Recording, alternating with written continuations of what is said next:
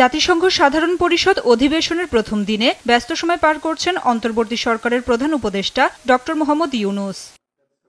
অধিবেশনের সাইডলাইনে বাংলাদেশের বন্ধুদের সঙ্গে শুভেচ্ছা বিনিময় করেন প্রধান উপদেষ্টা। এ সময় বাংলাদেশে জুলাই বিপ্লব এবং পরবর্তী পরিস্থিতি তুলে ধরেন তিনি। জাতিসংঘ সদর দপ্তরে আন্তর্জাতিক মুদ্রা তহবিল IMF এর ব্যবস্থাপনা পরিচালক ক্রিস্টালিনা জর্জিভার সঙ্গে বৈঠক করেন তিনি। এ সময় বাংলাদেশের ছাত্র অভ্যুত্থানের মাধ্যমে স্বৈরাচার সরকারকে উৎখাত এবং রাষ্ট্র সরকারের নির্বাচন, বেসামরিক প্রশাসন, পুলিশ, বিচার বিভাগ, দুর্নীতি বিরোধী এবং সংবিধানে গুরুত্বপূর্ণ সংস্কারে 6টি কমিশন গঠন সহ নানা পদক্ষেপ তুলে ধরেন ডক্টর ইউনূস। সংস্কার উদ্যোগে সমর্থন জানিয়ে সহায়তার আশ্বাস দেন ক্রিস্টালিনা জর্জিভা।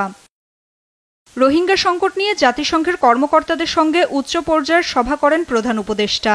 এ সময় মিয়ানমার থেকে বাংলাদেশে আশ্রয় নেয়া রোহিঙ্গা জনগোষ্ঠীদের নিজ দেশে প্রত্যাবর্তন ইস্যুতে 3টি প্রস্তাব দিয়েছেন অধ্যাপক ইউনূস।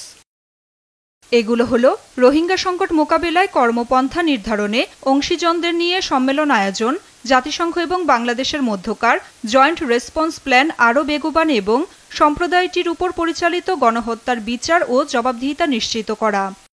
প্রায় 12 লাখ রোহিঙ্গাকে আশ্রয় দেওয়ার কথা জানিয়ে প্রধান উপদেষ্টা বলেন, রোহিঙ্গা সংকটে থমকে আছে বাংলাদেশের নিজস্ব উন্নয়ন লক্ষ্যমাত্রা।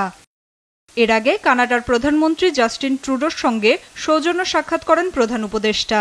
বৈঠকে বাংলাদেশ কানাডার সম্পর্ক আরও দৃঢ় করার উপায়, প্রাতিষ্ঠানিক সংস্কার সহ নানা বিষয়ে আলোচনা হয়। এ সময় ডক্টর ইউনূসের নেতৃত্বের প্রশংসা করে সংস্কার কাজে সহায়তার আশ্বাস দেন ট্রুডো। এছাড়া ইতালির প্রধানমন্ত্রী জর্জিয়া মেলোনি এবং পাকিস্তানের প্রধানমন্ত্রী শেহবাজ শরীফের সঙ্গেও আলাদা বৈঠক করেন প্রধান উপদেষ্টা। দিনের শুরুতে জাতিসংঘ মহাসচিব আন্তোনিও গুতেরেস আয়োজিত সংবর্ধনায় যোগ দেন ডক্টর ইউনূস।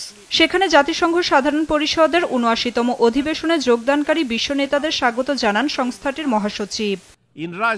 সংবর্ধনা অনুষ্ঠানে অধ্যাপক ইউনূস ব্রাজিলের president Luiz Inacio Lula da Silva, মরিশাসের প্রেসিডেন্ট পৃথ্বীরাজ সিং রূপন এবং জাতিসংঘ মানবাধিকার সম্পর্কিত হাই কমিশনার ভলকার তুর্কো সহ অন্যান্যদের সাথে কুশল বিনিময় করেন।